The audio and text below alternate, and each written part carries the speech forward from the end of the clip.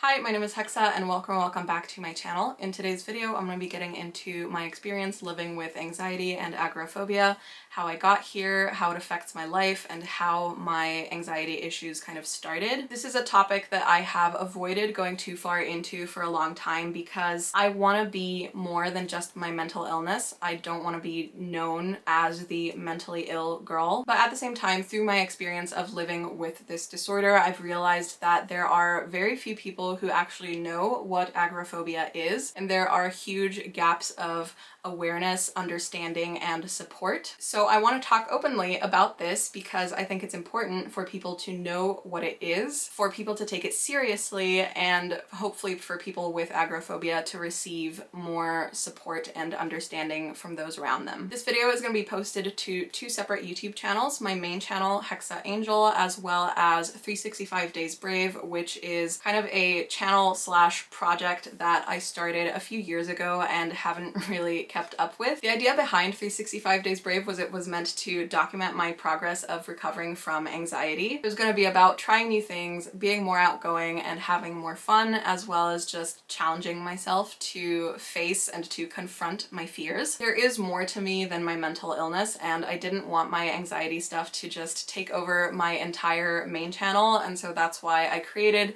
365 Days Brave as a space for me to explore that topic and document that journey. That being said, if you're watching this on my main channel and you want to learn more about my anxiety recovery journey, then go ahead and subscribe to 365 Days Brave. And if you're watching this on 365 Days Brave and you want to see more content on other important things in my life like creativity, cozy living, my decluttering journey, and just my pursuit of a creative, self-employed, and meaningful life, then go ahead and subscribe to Hexa Angel. Before I really get into the video, I do want to make a trigger warning because I am going to be talking about mental health, phobias, self-harm, depression, and other pretty heavy topics, so just be aware of that. And I will also be looking down at my notes a lot because there's a lot to cover and I just don't want to miss anything important. So let's get into this video. It's gonna be a fun one. Starting off nice and light, not heavy at all, with my mental health history. Fun times. So anxiety was definitely not the first mental health struggle that I have ever had. I've definitely been plagued with a lot of stuff. I've always had a complicated mental health history. It started off with just feeling very lonely and not having a lot of friends in my early childhood. I was always just kind of a weird kid and people didn't really like me. I remember having some not very serious but nevertheless suicidal thoughts, even as early as like age 10. In my pre-teen, tween sort of years, my life was very unstable due to my parents getting divorced and a new sister, and we moved from China, where we were living at the time, back to Romania, back to China, all within the space of 1 year. I started, you know, in a new school, new house, new friends, all of that. It was a very tumultuous period in my life, and it was like right on that cusp of like kind of starting puberty and where things naturally tend to get a little bit difficult for teenagers. And then throughout my teen years, I struggled heavily with depression, self-harm, and an eating disorder. And then around age 18 or 19, my depression took a bit of a back seat. I got better, I was a little happier, but it didn't last because it was very quickly replaced by an anxiety disorder, which is the same thing that I'm continuing to struggle with now at the age of almost 27. I'm turning 27 in March, which, like, wow, rude. But also, I never expected to reach this age. If you had asked me, like, during my deepest, darkest depression when I was like 14 to 16, if I thought I would even make it to the age that I am now, I don't think I would have thought that I would make it. I went through some really, really dark times, but I got through them mostly through stubbornness and just, I knew that, like, if I killed myself, maybe there would be a few people, specifically some teachers who made my life a living hell, who would feel guilty about it for about 5 minutes, but then move on and the world would keep on turning and I would just be gone, and I couldn't stomach that. I wanted to stick around. I wanted to try to succeed. I wanted to try to make my dreams come true. Hasn't happened yet, but I still thoroughly and strongly believe that it will happen eventually. So yeah, that kind of just sheer stubbornness and force of will got me through my darkest years, and now I'm here. So that's a brief summary of my mental health history. Now getting into where I was in life right before my anxiety started. So at the time I was about 16 or 17. I was living in Shanghai.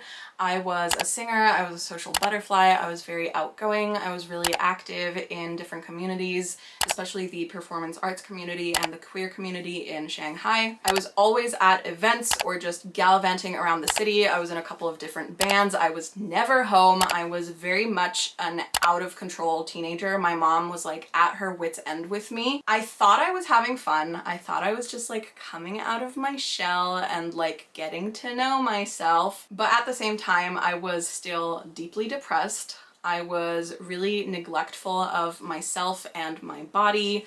I was dealing with self-harm. I was dealing with an eating disorder. I wasn't eating, I was drinking. I just had no self-care habits whatsoever. I was really just like escaping my inner darkness by being around people all the time and putting on like a fun, outgoing party animal persona. But inside, I was really, really suffering, despite the fact that on the outside, it seemed like I was just a really fun, bubbly, exciting person. So then we get into the early beginnings of my anxiety disorder. When I was 18 or so, I stopped drinking so much. I was never like drinking really heavily. I was never like an alcoholic or anything, but I was definitely going out a lot.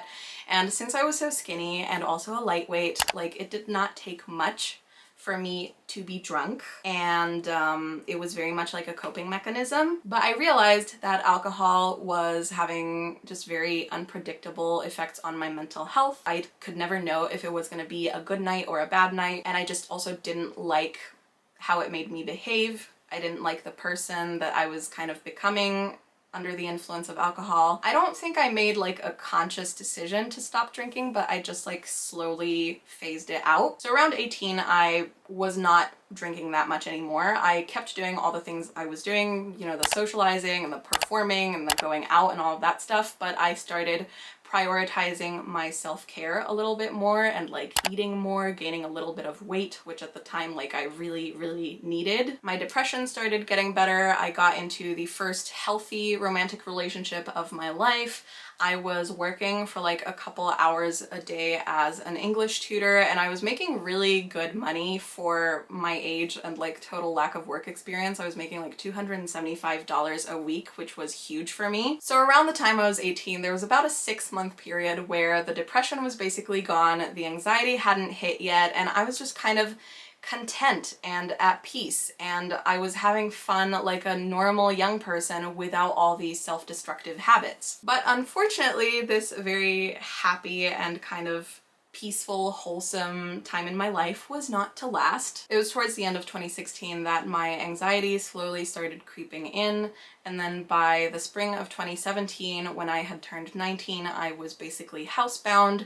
By November of 2017, my relationship fell apart, and I've pretty much just been trying and failing to get control of my anxiety ever since. I want to talk about some warning signs in my early childhood that we missed, which should have kind of hinted that I had a tendency towards anxiety and that this would potentially become a problem for me at some point. And there's two major events that come to mind. The first event was choir camp. So this was around the time that I was like 8 or 9 years old. When I was a kid, I was pretty close with my mom and very like dependent on my mom, and you know, I slept in my mom's bed in her room until pretty late, I would say, like around the time I was 12 or so. And around the time I was 8 or 9 years old, I went on a 10-day trip to Austria with my school's choir. I was in the school choir. It was very prestigious, and we had an opportunity to sing with the Vienna Boys Choir, and we would like spend 10 days in Austria just like singing and learning music and doing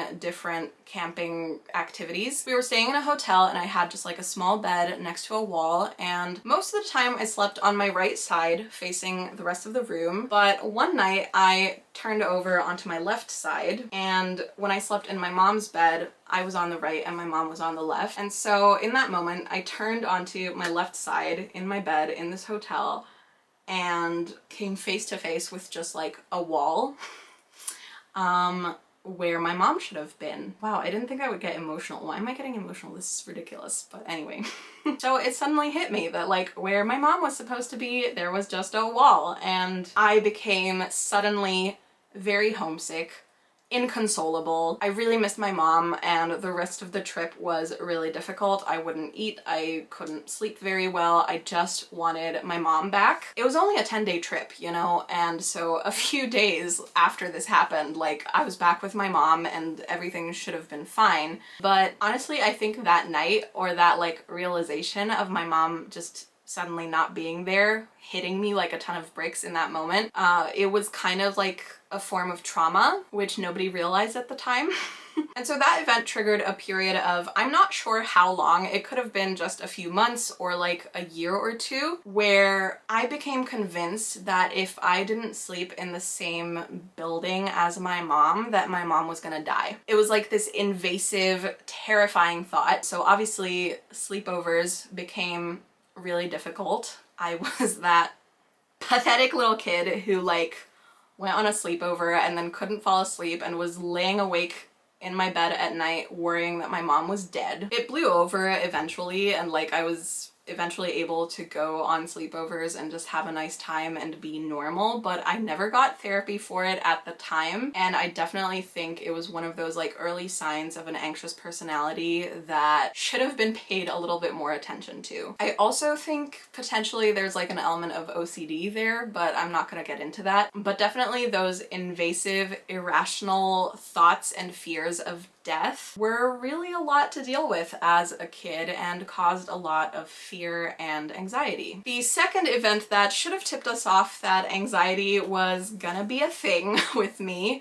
happened around the time I was in like middle school or early high school, I think around the age of like 14 or so. I had a panic attack, which at the time I didn't realize was a panic attack. I don't think anybody realized it was a panic attack, but what had happened was a bunch of stressful events happening on the same day, which just like built up my anxiety level throughout the day until it like bubbled over into panic. So this was the series of events. On the same day, these three terrifying things happened. The first thing was, it was the first day in Shanghai where the pollution index had hit over 500. I'm not sure on which like type of measurement scale, but 500 was like off the scale. It was like unprecedented, higher than it had ever been before. So high that people previously didn't think that it could get that high. And you could see it, you could smell it. You know, you stepped out and it smelled like a barbecue and it looked like it was foggy, like you couldn't quite see through the smog. And it just triggered this like feeling of impending doom, right? I got very scared for the planet and for our future. I had this feeling of like, you know, this planet is the one place that we cannot escape from, you know? And I just felt very trapped and really concerned about how bad the pollution had gotten and why nobody was doing anything to fix it, really. Then that evening I watched the movie The Happening, which is also about like environmental horror, basically. I'm not gonna spoil the movie, but it is pretty horrifying and it definitely did not help to regulate my nervous system. And then the third thing was that for reasons which I cannot possibly understand, that day in class, our Chinese teacher chose to share with us a news story that she had read in which allegedly a little girl got into an elevator with a grandmother who had a baby in a stroller with her, and the little girl grabbed the baby out of the stroller as the grandma was getting out, took the elevator up with the baby to the top floor of the building and threw the baby out of the window, and when questioned by police said that her reasoning was that the baby didn't smile at her. So for some reason our Chinese teacher decided to tell us this story of this psychopathic child. I don't even know if it's a true news story. It could have been fake news. I don't know, but it was very real to me when our teacher told us that story. And so those three things happening on the same day just like built and built and built my feeling of stress and anxiety until I ended up having a panic attack, which again, I didn't realize was a panic attack. But I had like a really heavy feeling of just impending doom and fear, and it was just very, very visceral, and I just felt like I wanted to escape this earth and like nothing was safe. So those are some of my early experiences with anxiety and some of those signs that we missed. Now moving on to how my anxiety started and what that kind of first year or so was like. Later in the video, I will be going over some of the events that I believe may have triggered my anxiety in like 2016, 2017, but honestly, I'm not 100% sure what caused it, and it's impossible to know. There are probably a lot of different factors that went into it, but to me, it felt like all those years of neglecting my body and mind came back to bite me all at once. I no longer felt safe. I started having panic attacks in the subway, which I took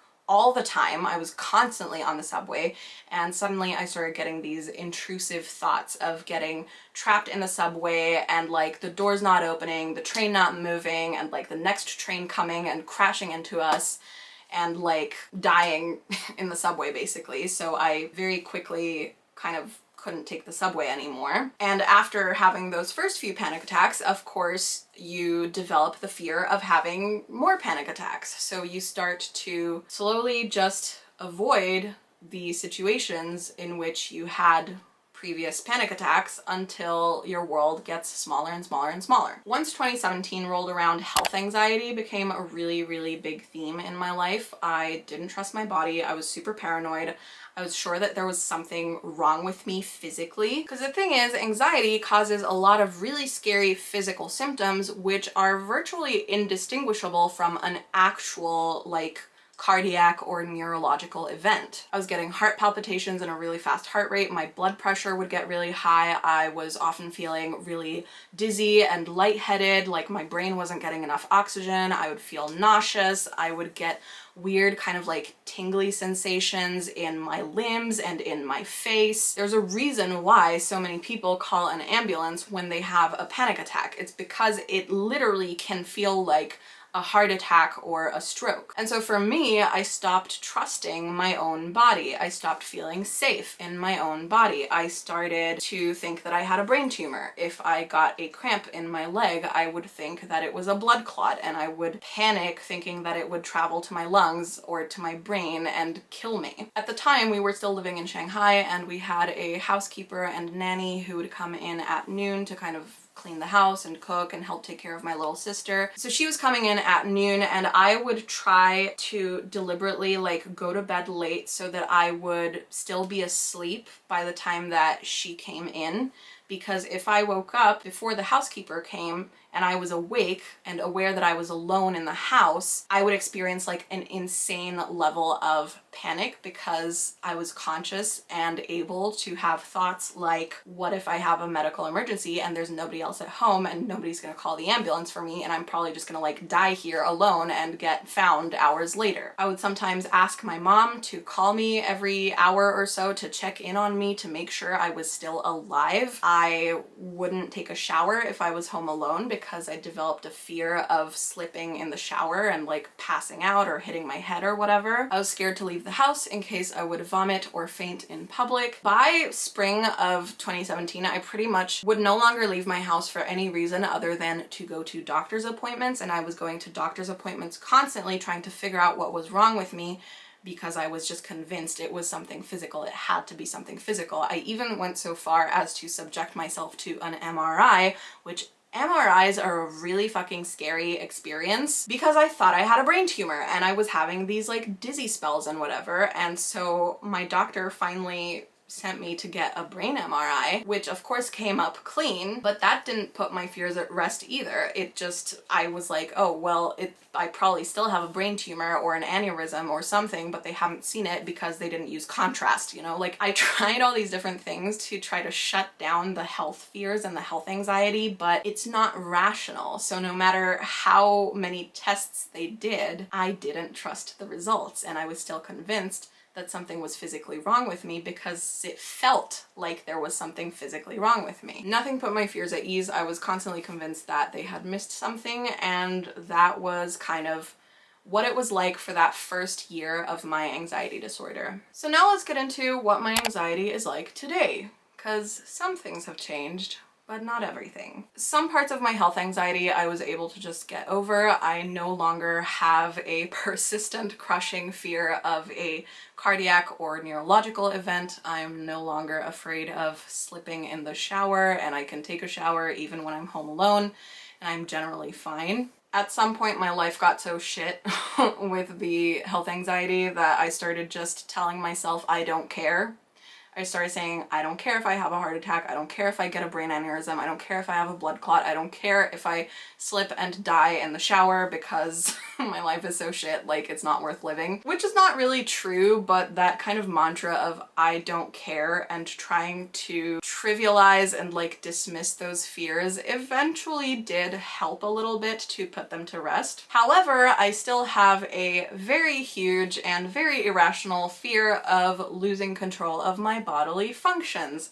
Mainly that means I'm afraid of throwing up in public, losing control of my bladder or bowels, needing a toilet and not having access to one.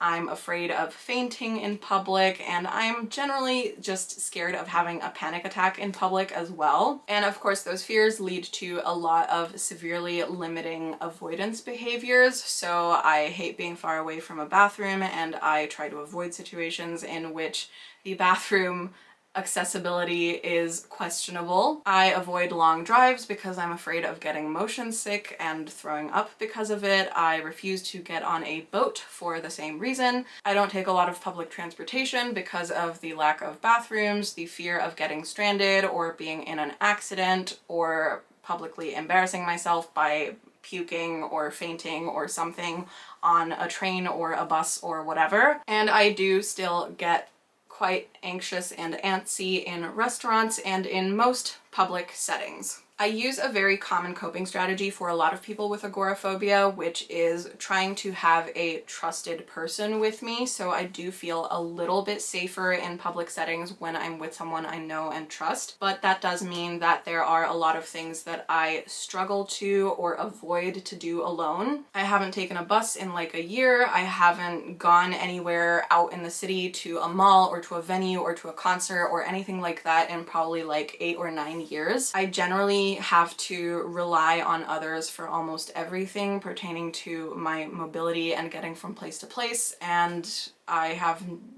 almost no ability to move around independently. Now let's talk about some of the progress that I've made with my anxiety since it started. So I used to not leave my house at all unless I was absolutely forced to. I slowly started just getting far enough away from home to walk the dog, and now I walk the dog every day, so I have to leave the house at least a little bit every day. There are a few supermarkets and small shops that I've gotten comfortable with. I started out with only going there in the presence of someone else I know and trust, but if they're not too far away from home, there are a few stores that I am able to go inside and shop by myself. It's always better if they're smaller because then there's less time to the exit, or it's also better if they have bathrooms or if they have like little nooks within the supermarket where I can just like pause and stop and hide and take a breath. I can take the bus by myself for like 4 or 5 stops to the next town over. It's about 4 kilometers. It's like a 10-minute bus ride or so, but I still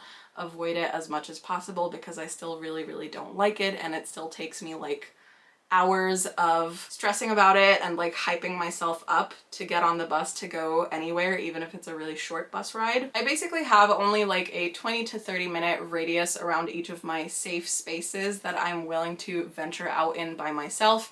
And what I mean by safe spaces is pretty much just my family's house where I live or my boyfriend's house. But these are all things that I couldn't do at all from like 2017 to 2019. Like I literally couldn't even go 5 minutes away from my house to walk my dog. I have to take a little break because my throat is suddenly very dry and very scratchy, and I'm coughing more than talking, so just give me a sec. I'm back with tea and hopefully a functional speaking voice. I really need to get a clip-on microphone so I don't have to talk so loud. This is tea. You don't like tea. She doesn't drink from her water bowl. She only drinks from my cup or her daddy's cup. Like, you have to have a human drinking cup available for her. There you go. There's water. You haven't drank any water today. Drink water. Nope.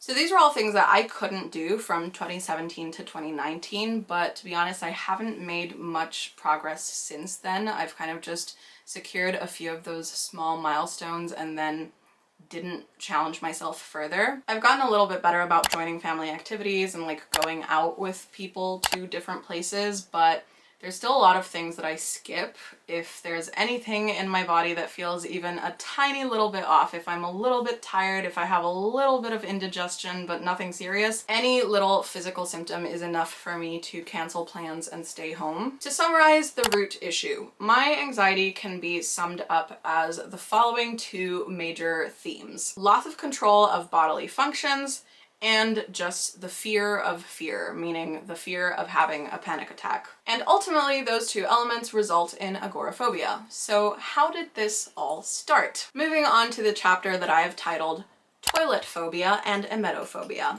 Starting off with the toilet phobia. So I grew up in China, and I had a very wide range of unpredictable experiences with toilets. Sometimes they were Western style toilets, sometimes they were the kind where you have to squat, sometimes they were very clean and very modern, and other times they were really dirty and gross and weird. At some point in my early teenage years, I became very anxious about the prospect of potentially having to use a disgusting, dirty, or very uncomfortable toilet. And I also hated the thought of people hearing me use the toilet. So I started trying to control my bodily functions and also to avoid situations where I might need to use the bathroom. So I would purposely not drink water and avoid eating so that I wouldn't need to use the toilet if I was traveling or on the go, if I was out in the city, or also if I was going to like a boyfriend's place, because I didn't want to go to the bathroom anywhere but home. And unfortunately, that theme has carried very much into present day, where I am just very concerned with the presence and availability of toilets and the kind of condition that they might be in. As for the roots of my emetophobia and the fear of losing control of my bodily functions, and again, these are all just theories because it's impossible to pinpoint an exact cause, but I was a pretty sickly child, like not chronically ill. I never had like one long-term illness, but I got a lot of those like early childhood diseases, those different viral diseases. I would get stomach bugs from school. I also was very prone to motion sickness and would like throw up during road trips on a lot of occasions that I can remember. So I just have like a lot of unpleasant memories of being sick when I was a child, and I always hated being sick and I always felt kind of embarrassed. You messed up my pillow. It was so nice. Can you please not mess up my pillow? I think Ellie wants to play, so I'm gonna take her to my sister so she can hang out with her and get her ball out and do something because I think she's bored. Okay, my plan backfired because Ellie gets excited, like overexcited, whenever my little sister picks her up, and then she peed on her carpet from happiness, so that didn't work out and now she's back. Where was I? So yeah, I had a lot of like early childhood diseases. There was a lot of vomiting, a lot of upset tummies, a lot of really unpleasant physical symptoms. I hated being sick and I felt really embarrassed being seen in that like vulnerable sick state. I got over the sickly stuff as I got older, and I think I forgot about it for years and it didn't really affect me, but at some point it just reared its ugly head and like transported me back to those memories and those feelings of loss of trust in my body and just feeling vulnerable and miserable and disgusting whenever I was sick. And all of those old feelings and fears of being sick, and especially publicly being sick, kind of came to a head in 2015 in what I believe was one of the inciting incidents that triggered the start of my anxiety in 2016 to 2017. So for years, I think I had an undiagnosed iron deficiency. There were several times at school and also when I had my period where I would just like black out. It would be like a pre-syncopal episode, like not full loss of consciousness, but I would just like see black in front of my eyes, or I would get really dizzy and feel like fainting, or I would even like vomit from weakness, especially during like the first few days of my period. And I was never diagnosed with anemia for years, but looking back, those were very clear symptoms. And then one day in 2015, it was summer, I had gone swimming with a friend, and then afterwards we went to a supermarket that had a food court, and we decided to get like ramen noodles at the food court. And we were sitting there eating, and she was telling me some story, and all of a sudden my heart started racing. I got tunnel vision. My hearing was kind of muffled. I was instantly covered in this like clammy cold sweat. I felt dizzy, I felt nauseous, I felt weak. I now know that it was a pre-syncopal episode, so not fully fainting, but being on the verge of fainting. And it was only a few moments, but I remember so viscerally the feeling of fear and panic that washed over me in that moment, and all of the thoughts that were racing through my head. It was like, oh my god, what's gonna happen? I feel like I'm gonna vomit. What if I vomit in this restaurant? Everyone is gonna be so disgusted. I'm gonna put them off their food. I knew there was a bathroom nearby in the food court, but I thought if I get up and I try to go to the bathroom, what if they think I'm trying to dine and dash? And I had been to that bathroom before, and I had refused to use it because I remembered that it smelled bad and the floors were sticky and it was dirty and uncomfortable and gross. So in that moment, I was thinking, what if I run out of here to avoid puking in this restaurant, and instead I end up puking or passing out on that dirty, disgusting, piss-covered, sticky floor? I felt completely out of control and so terrified and so vulnerable. Luckily, my friend was there, and I told her immediately that something's going on, I'm really not feeling well. And this supermarket happened to be right next door to the building of the private health clinic that I was a patient at. And so as that like initial wave of just literally tunnel vision, muffled hearing, and nausea washed over me, and I felt a little bit better, like just good enough to stand, my friend then helped me up, and we walked like the 2 to 3 minutes that it took to get to the clinic building, and we went to the clinic. It wasn't really a hospital, but they were luckily not that busy and were able to take me in right away. By the time we were sitting in the waiting room, I was feeling pretty much fine again, if just really shaken. But that day I saw my doctor, and they did a blood test, and they found out I was severely anemic, and they put me on iron supplements. Emotionally, I don't think it hit me right away. You know, I took my supplements, and I was actually just kind of angry about the whole thing. Like, why did it take so long to realize that I had anemia, and why did I have to go through that, you know? But I was acutely aware of how lucky I had been that it happened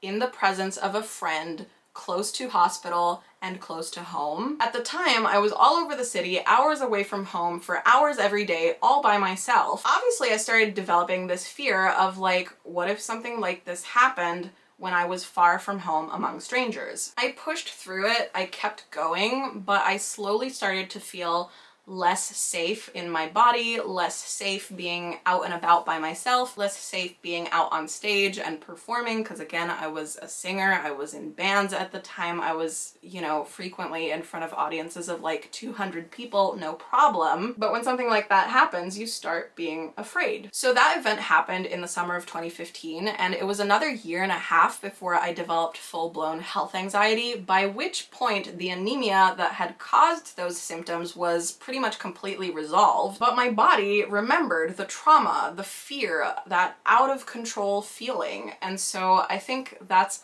a large part of what triggered the issues that I'm currently dealing with. And also, as a side note, unrelated to the toilet thing, but in 2016 I was also involved in a minor car accident. I wasn't seriously injured, but I was sitting in the back seat without a seatbelt on because a lot of taxis in Shanghai when I was growing up didn't have seatbelts in the back, and I just never got into the habit of wearing my seatbelt, so I flew forward into the seat in front of me, and like I bruised my arm and my knee pretty badly and had like a little bit of like a friction burn on my cheek. It was nothing bad, but I think the car accident potentially also contributed to my general sense of vulnerability and just like the world being unpredictable. So all of those factors bring us onto the whole agoraphobia thing. Because when you're constantly afraid of losing control of your body and embarrassing yourself and being perceived as disgusting, of course your instinct is to hide. And when you've had panic attacks in the past and you know how awful they feel, and you also know that in the moment you are not able to rationally think your way out of it and instead you'll just catastrophize every symptom, then of course you want to avoid the situations that could potentially trigger a panic attack. So agoraphobia develops out of that coping mechanism of avoiding your triggers. I haven't actually had a full-blown panic attack in a pretty long time, but that's only because I've avoided the situations that trigger them so effectively, which kind of makes it worse because now I'm out of practice of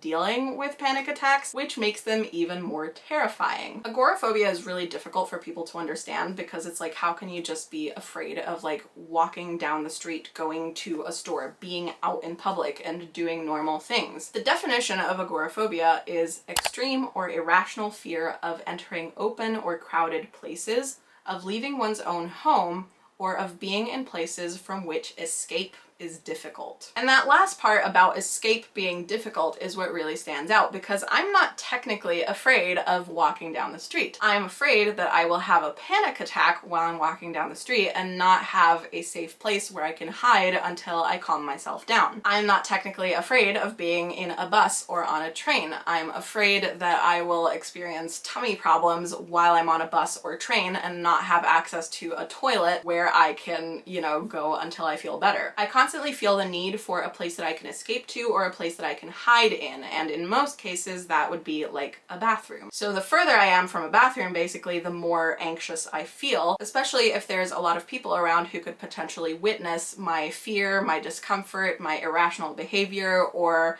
you know, any imagined embarrassing scenarios that I might find myself in. So what makes agoraphobia so debilitating and so different from other phobias? Most people have some phobias, right? They have a fear of snakes or water or heights or a fear of flying. But the difference is most common phobias do not affect your daily functioning, and they're not things that you have to be confronted with every single day. But in the case of agoraphobia, going outside and existing in the world and doing normal everyday things is something that functional humans are supposed to do and expected to be able to do. But when you have agoraphobia, all of those normal everyday human experiences are shrouded under a constant cloud of just terror and panic and fear of losing control. So how has agoraphobia affected my life? Well, in a lot of ways, as you could probably imagine. I've skipped out on family trips because I was afraid of the long drive or of having to be on a ferry boat. I once didn't go to Disneyland with my family in Shanghai, although I did go to Disneyland for my sister's birthday about a year or two later, so I did end up braving that fear eventually. But I've also missed a lot of my little sister's singing performances and dance recitals when she was younger. I haven't been to a mall or an event or done like a little day trip by myself in like 8 years. I couldn't face doing an in-person university even if I wanted to, and it's just generally very difficult to make progress and move forward in life. For example, I haven't had a job since 2020. I briefly worked in a supermarket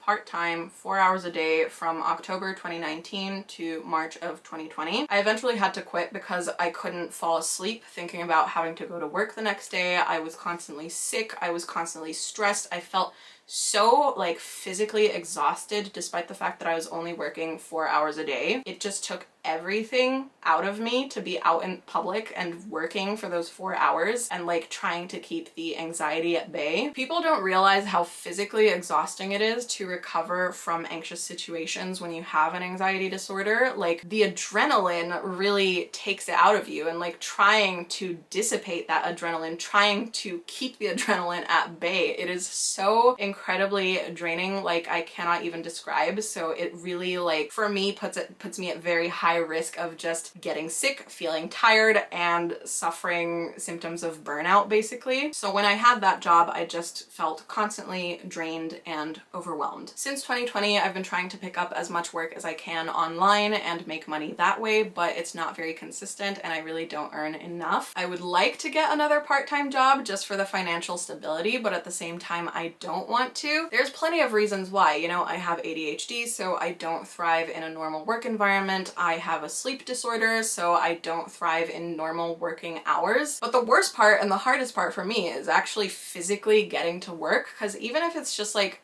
a 15-minute bus ride, for example, those 15 minutes are like my worst nightmare. It's a kind of stress that I can put myself through occasionally, but doing it every single day is like a really fast path to burnout for me. Because whenever I'm on the way between locations, you know, there's no access to bathrooms, anything unexpected can happen. It's not a safe place for me. I just feel like I'm out in the world alone with no escape path and no one to help me in case of an emergency or if I'm not feeling well. The way I would describe it is getting to work as a person with agoraphobia is like if someone who is claustrophobic had to get to work by like riding in a coffin, you know? Or if someone with a fear of heights would have to do like a 20-minute trek on a glass bridge to get to their place of work. If you had to confront your biggest fear just to get to work every day, how long would it take before you were completely burnt out, lost your shit, and just decided it was not worth it to you anymore? And this is where I definitely think being able to drive to work in my own car would make things easier, because my car could potentially become like an extended safe space and like a place where I felt a bit more in control, and also a place where I could like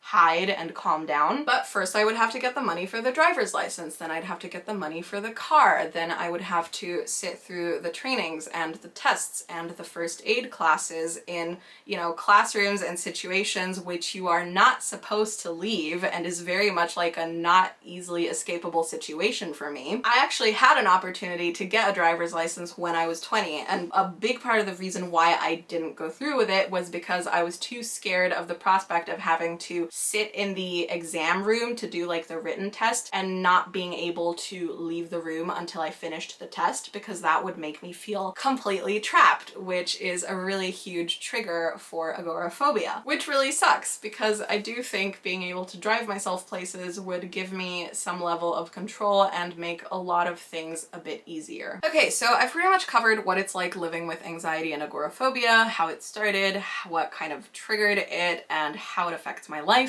Now, where do I go from here? I know that avoiding my fears forever is not an option, and I also don't want to avoid my fears forever. I want to be able to drive. I want to be able to work. I want to be able to go places by myself. I want to be able to travel. I want to have fun, do the things I used to enjoy, maybe even get back out on stage again, which right now feels impossible and insurmountable, but it is such a huge dream and such a huge passion of mine. I definitely haven't made much progress with my agoraphobia since about 2020, and there are both need-based and want-based reasons why I need to start making progress on this again. I am in talk therapy, but it hasn't been very focused on exposure therapy and like actionable steps. There are very few therapists who do offer like in-person support for exposure therapy, so a lot of it would have to be self-guided and unassisted, which can be really difficult and feels very risky. Meanwhile, I just keep trying to make money online from home, from my safe space, but the thing is, I don't want to be stuck at home forever. Even if I manage to build my dream business, my dream successful YouTube channel, and like start doing 10K months online from within these four walls, I would not want to stay within these four walls. I would want to take that money and like go out into the world, go travel, go have fun and experience things, not be stuck at home afraid to go to the shopping mall by myself. No matter what I choose to do with my life, I can't have the life I want without getting this under control. It definitely feels like I've wasted the last 8 years of my life, like I've lost the best years of my life, the years when I should have been getting an education, building a career, earning money, and saving and investing, to this mental illness. I know it's not my fault, but it's also a really unique kind of grief, and it feels like I'll be trying to play catch up for the rest of my life. But I also know that life is long and it doesn't have to end the same way. My journey in adulthood doesn't have to continue going the same way that it kind of began. I started the idea of 365 Days Brave because I wanted to document my journey, and I think it's time I start pursuing it again. I've realized that all roads lead back to this, and I've felt stuck for such a long time, and it's time to get unstuck. So this year I will be focusing on starting to make progress with my agoraphobia again and documenting that journey on 365 Days Brave in hopes that it will help uplift and inspire and connect other people struggling with agoraphobia, and also help more people to understand. So subscribe to 365 Days Brave if you want to follow my anxiety recovery journey. Subscribe to Hexa Angel if you want to learn more about who I am outside of mental illness. Thank you for watching and listening to my story, and I will see you all in my next video. Bye.